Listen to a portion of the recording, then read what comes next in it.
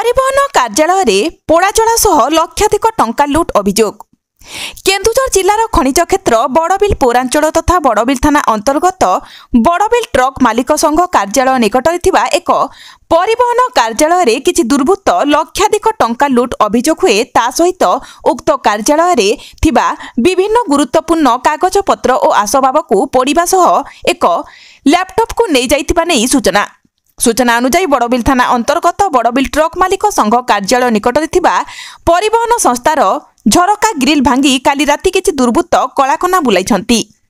सूचना पाई बड़बिल उपखंड आरक्षी अधीक्षक देवेंद्र पिंगुआ और बड़बिल थाना अधिकारी अशोक कुमार नायक सदल बले घटनास्थल में पहुंची तदंत चलाइथिबा बेले जिला सदर महकुमारू साइंटिफिक टीम पहुंची तदंत चलाइथिबा नै सूचना। जो भली भाबरे टंका लुट सह कागजपत्र पोड़ाजला करा जायछि यह उद्देश्यमूलक भावे करा जायथिबा नै संदेह जात हुए। केन्दुझर जिल्लारू सरोज कुमार महापात्रଙ୍କ रिपोर्ट।